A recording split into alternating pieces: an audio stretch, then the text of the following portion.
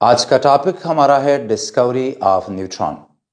Neutron को Rutherford के शागिर्द जेम्स चैडविक ने 1932 में डिस्कवर किया और 1935 यानी 3 साल बाद फिर इनको इस डिस्कवरी की बुनियाद पे नोबेल प्राइज दिया गया। अर्नेस्ट रदरफोर्ड ने 1920 में न्यूट्रॉन की प्रेडिक्शन कर दी थी और चूंकि 1920 तक 1920 तक इलेक्ट्रॉन और प्रोटॉन जो है वो डिस्कवर हो चुके थे और एटम के मासेस भी काफ़ी ज़्यादा, जो एटॉमिक मासेस थे वो भी काफ़ी नोन थे। तो रदरफोर्ड ने कहा कि एटम की जो कमियत बनती है, एटम का जो टोटल मास है यानी एटॉमिक मास जो है, तो वो एटॉमिक मास जो एटम का होता है तो वो प्रोटॉन और इलेक्ट्रॉन के टोटल मास से ज़्यादा बनता है। यानी उनके अल्फाज में चूंकि एटॉमिक मास जो है वो एटॉमिक नंबर से ज्यादा आ रहा है तो इसका मतलब यह है कि एटम में कोई न्यूट्रल पार्टिकल मौजूद है।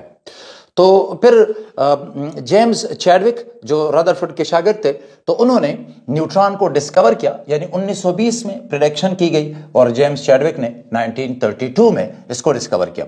हम दो साइंटिस्ट का यहाँ पे जिक्र जरूर करेंगे बिकॉज ये जो एक्सपेरिमेंट आप देख रहे हैं यहाँ पर, तो ये जेम्स चैडविक से पहले कुछ साइंटिस्ट थे जिन्होंने डिस्कवर किया कि जिनमें दो मियां बीवी साइंटिस्ट, एक है फ्रेडरिक और एक एरिन जूलियट क्यूराई। तो फ्रेडरिक और एरिन जूलियट क्यूराई ने इन्होंने ये एक्सपेरिमेंट परफॉर्म किया था। लेकिन यहां तक देखिए, ये हमारे पास ब्लैक जो आप देख रहे हैं, सर जेम्स चैडविक ने भी इसी एक्सपेरिमेंट को दोबारा परफॉर्म किया और एक्सप्लेनेशन दी। एक्सप्लेनेशन जो दी थी वो ये थी कि ये जो आपके पास लेड ब्लॉक है, इसमें आप देख सकते हैं कि ये पोलोनियम है, ये एक रेडिएक्टिव सोर्स है पोलोनियम, ये अल्फा पार्टिकल्स को खारिज करता है और अल्फा पार्टिकल आगे बेरिलियम के क्रिस्टल को बम्बार्ड होते हैं। ये जो ब्लैक आप देख रहे हैं ये लेड का ब्लॉक है और पोलोनियम रेडिएक्टिव सोर्स है, यानी सोर्स है अल्फा पार्टिकल्स का। और क्यों लेड का ब्लॉक इस्तेमाल करते हैं? इसलिए कि यहां पे जो न्यूक्लियर रेडिएशन होती है तो वो एब्जॉर्ब हो जाए। तो न्यूक्लियर रेडिएशन यहां पे इर्द गिर्द पे एब्जॉर्ब हो जाती है और जो अल्फा पार्टिकल हैं तो वो सीधे आ रहे हैं बेरिलियम के साथ टकरा जाते हैं। तो देखिए कि बेरिलियम से कोई अननोन पेनेट्रेटिंग रेडिएशन, ऐसी रेडिएशन है जो हाईली एनर्जेटिक है।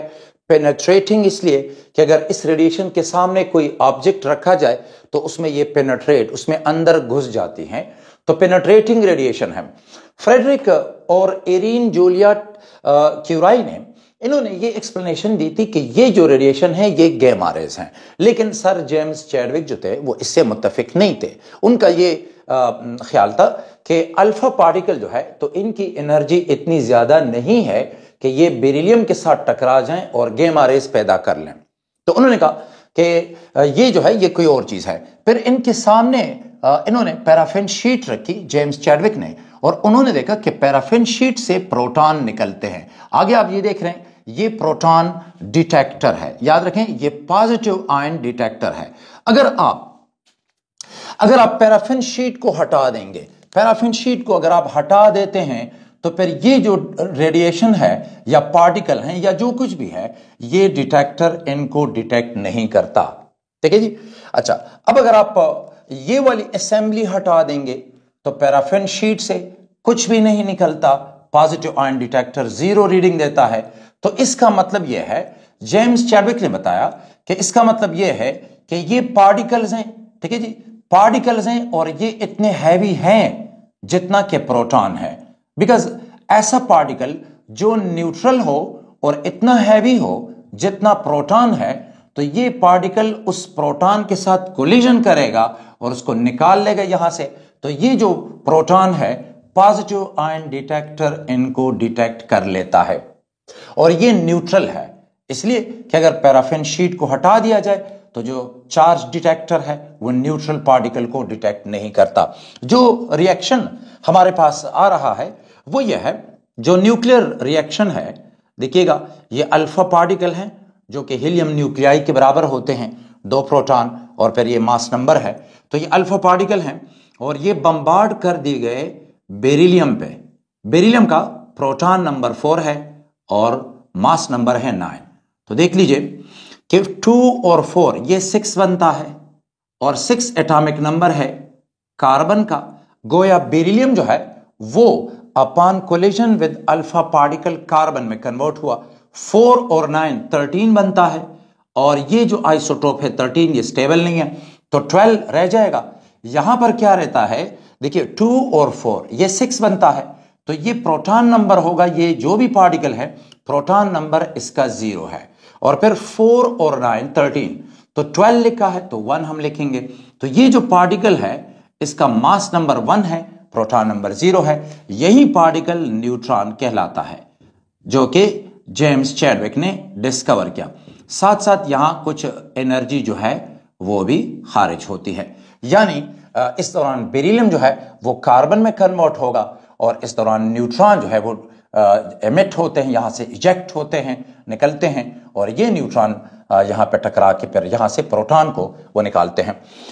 और इसके साथ फिर जो फंडामेंटल जो बेसिक पार्टिकल थे एटम के वो पूरे हो जाते हैं, हमारे इलेक्ट्रॉन, प्रोटॉन और न्यूट्रॉन। जो प्रॉपर्टीज आती हैं न्यूट्रॉन की, तो जो सबसे बड़ी प्रॉपर्टी आती है न्यूट्रॉन की वो है कि इस पे कोई चार्ज नहीं होता, ठीक है जी, यानी ये न्यूट्रल है, चार्ज के लिहाज से कोई चार्ज इस पे नहीं है, ये न्यूट्रल है, नो चार्ज। दूसरी प्रॉपर्टी कि इस पे इलेक्ट्रिक और मैग्नेटिक फील्ड का कोई असर नहीं होता, यानी अगर न्यूट्रॉन जा रहा है यहां पे इलेक्ट्रिक फील्ड हो या मैग्नेटिक फील्ड हो तो इसका जो पाथ ऑफ मोशन है वो अफेक्ट नहीं होता। So no affect of electric और मैग्नेटिक फील्ड्स। इलेक्ट्रिक और मैग्नेटिक फील्ड जो है वो इसको अफेक्ट नहीं करते, इसके पाथ ऑफ मोशन को। एक और प्रॉपर्टी कि न्यूट्रॉन जो है ये बहुत ज्यादा हैवी होता है, और इसका मास जो है वो तकरीबन प्रोटॉन के मास के बराबर है। ये बनता है इसका मास बनता है 1.67 10 टू द पावर -27 किलोग्राम। मजीद प्रॉपर्टीज में कि न्यूट्रॉन अगर फास्ट हैं तो ये बाकी एलिमेंट से प्रोटॉन को निकाल सकते हैं, और यहां पर आप देखेंगे, देखिए ये है, दे कैन इजेक्ट प्रोटॉन, निकाल सकते हैं इजेक्ट प्रोटॉन्स फ्रॉम उन तमाम सब्सटेंसेस है कि जहां पे हाइड्रोजन हो, यानी eject protons from hydrogen containing substances, from hydrogen containing substances. आप ले सकते हैं, फॉर एग्जांपल आप ले लें वाटर, ले लें आप सेलुलोज ले सकते हैं, पैराफिन आप ले सकते हैं, सेलुलोज और एटसेट्रा। ये न्यूट्रॉन है कि अगर ये न्यूक्लियाई के साथ टकरा जाएं फास्ट न्यूट्रॉन तो न्यूक्लियाई टूट सकते हैं और बहुत ज़्यादा एनर्जी रिलीज होती है। और यही जो फिनोमेना था जेम्स चैडविक की ये जो डिस्कवरी थी तो वो न्यूक्लियर वेपन्स बनाने के लिए इस्तेमाल हुई, और इसी की मदद से मैनहट्टन प्रोजेक्ट जो है वो शुरू हुआ। और 1935 तो साइंस के लिए बहुत बड़ी डिस्कवरी है, और लेकिन ये इसका एक असर था कि इसकी बुनियाद पे जो है वो न्यूक्लियर वेपन्स जो थे तो उनकी पर एक दौड़ जो है वो शुरू हुई। तो ये बेसिक प्रॉपर्टीज है। पेनिट्रेशन पावर अगर आप इसकी बुनियाद पे लिखते हैं तो ठीक है, they have high penetration power, और हाई पेनिट्रेशन पावर जो है वो इनके न्यूट्रल नेचर की वजह से है। हाई पेनिट्रेशन पावर है इसलिए कि इन पे कोई चार्ज नहीं होता, तो जब किसी ऑब्जेक्ट किसी शीट के साथ टकरा जाएंगे तो वहां से इस पे कोई रिपल्शन नहीं